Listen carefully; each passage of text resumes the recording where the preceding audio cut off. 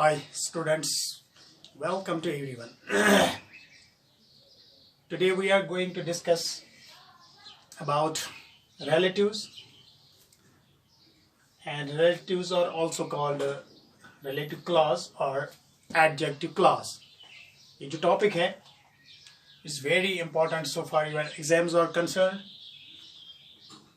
Relatives को हम relative clause भी बोलते हैं और adjective clause भी बोलते हैं, यानी ये जो वर्ड्स मैंने यहाँ पर लिखे हैं इनको हम रिलेटिव्स बोलते हैं, और जब हम एक सेंटेंस में होते हैं तो इनको हम रिलेटिव क्लॉज या एडजेक्टिव क्लॉज बोलते हैं. That, which, who, whom, whose, when, where, why, ये हैं रिलेटिव्स. तो अब ये जो है क्या क्या डिटरमाइन करते हैं और क्या क्या डिस्क्राइब करते हैं. दैट फॉर थिंग्स, तो दैट जो है हम चीजों के लिए इस्तेमाल करते हैं सेंटेंस में. Which also for things. Who for person. Whom person. Whose possessive for person. When time के लिए. वेयर प्लेस के लिए. वाई रीजन के लिए. अब अगर क्वेश्चन है that for things, which for things, तो फिर फर्क क्या है इन दोनों में. कहाँ हम दैट का इस्तेमाल कर सकते हैं और कहाँ हम विच का इस्तेमाल कर सकते हैं. फिर हु और हुम है, इन दो में क्या फर्क है. हु जो है ये पर्सन के लिए इस्तेमाल किया जाता है डूइंग द एक्शन, यानी ये एज सब्जेक्ट इस्तेमाल होगा जो एक्शन करने वाला हो. एंड हुम जो है रिसीविंग द एक्शन, ये रिसिपेंट होता है यहाँ पर. हुज पॉजेसिव के लिए होता है. अब दैट और विच जो है मोस्टली आप ये समझे कि हमारे पास क्लॉजेस होते हैं रिलेटिव क्लॉज और एडजेक्टिव क्लॉज. वो या तो आइडेंटिफाइंग क्लॉज होगा या नॉन आइडेंटिफाइंग क्लॉज होता है. आइडेंटिफाइंग क्लॉज उसमें कॉमा का इस्तेमाल नहीं होता है, तो उसके लिए हम मोस्टली दैट का इस्तेमाल करते हैं.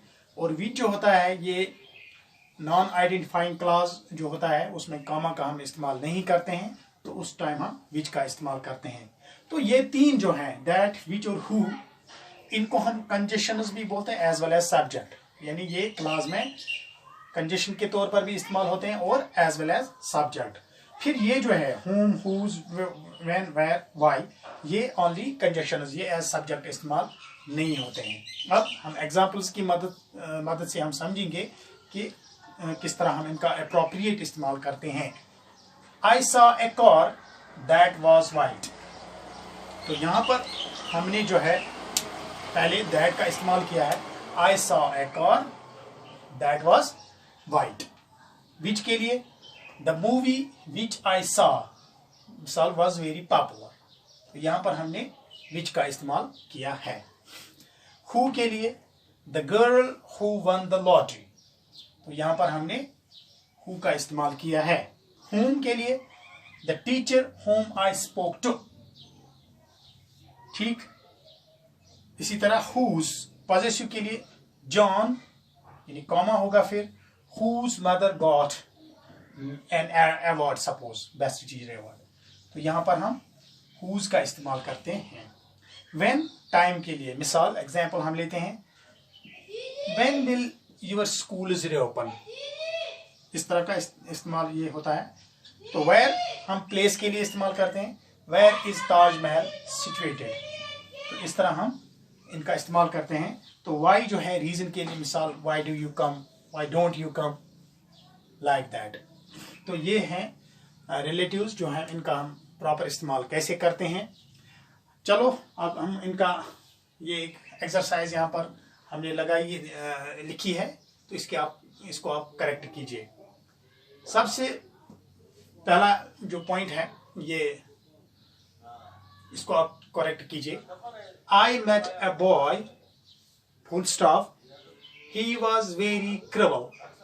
तो आप इस ही को यहाँ पर रिप्लेस कीजिए और इनमें से किसी अप्रोप्रिएट जो रिलेटिव होगा उसको यहाँ पर आप भर दीजिए.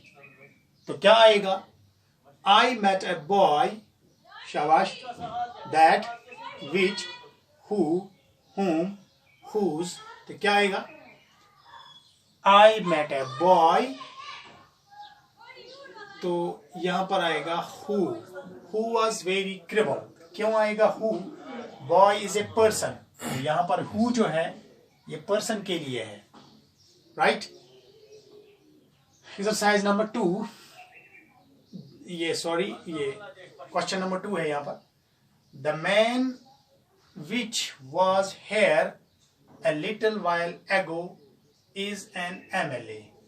The man which, तो which जो है यहां पर things के लिए है, तो इसको हम रिप्लेस करेंगे. तो इसके बदले हम क्या करेंगे इस्तेमाल?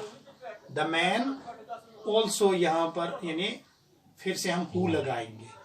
The man who was here a little while ago is an MLA. 3 पर जाएंगे. Point number 3. That is the house where the poet was born. ठीक, तो that was the house. तो हाउस पर आपको फोकस करना है कि हाउस है क्या. हाउस थिंग्स में आता है, तो अब या दैट आएगा या विच आएगा. तो अप्रोप्रिएट क्या है? That is the house where the poet was born. क्या which is the house where the poet was born. दोनों बिल्कुल अप्रोप्रिएट हैं और दोनों ठीक हैं, इसलिए इस सेंटेंस में हम कोई भी तब्दीली, कोई भी चेंज हम वर्ड नहीं करेंगे, तो ये करेक्ट है. The bird whose lay eggs, suppose the biggest egg is the ostrich bird. तो यहां पर हमने क्या लगाया? The bird whose lay eggs. क्या यहां पर whose सही है? क्या ये सही इस्तेमाल हुआ है? एक्चुअली whose क्या है? पॉजेसिव. तो ये पॉजेसिव सेंटेंस बनता ही नहीं है, क्योंकि दिया गया है द बर्ड. शाबाश, क्या आएगा? The bird. तो ये इसको हम यहां पर हटाते हैं, विच का इस्तेमाल हम करते हैं. The bird which lay eggs. Adil wire home is in Srinagar. शाबाश, आदिल.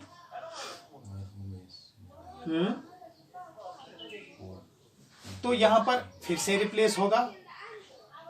अगर हम यहां पर ध्यान लगाएंगे तो आदिल है, आगे होम है. इसका मतलब है होम बिलोंग्स टू आदिल. तो इसका मतलब यहाँ ये पॉजिटिव सेंटेंस है, तो इसका मतलब हम whose का इस्तेमाल करेंगे. शाबाश. तो Adil whose home is in Srinagar. ये थे कुछ एक्सरसाइजेस जो हमने की हैं. तो उम्मीद करता हूँ ये जो रिलेटिव्स हैं इनका आप सही इस्तेमाल करेंगे, इनका आप समझेंगे कि आज मैंने आपको बताया इनमें फ़र्क क्या है. दैट और विच. मिसाल, I saw a car that was white. अगर हम इस तरह भी हम कहेंगे I saw a car which was white, कोई भी मतलब सेंटेंस गलत नहीं हुआ आपका.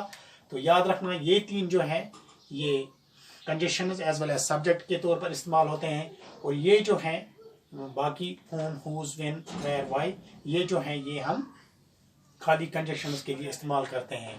फिर दोबारा मैं रिपीट करता हूँ, who जो है ये पर्सन के लिए इस्तेमाल होता है, जो डूइंग एक्शन, एंड whom जो है ये पर्सन के लिए इस्तेमाल होता है बट रिसीविंग द एक्शन.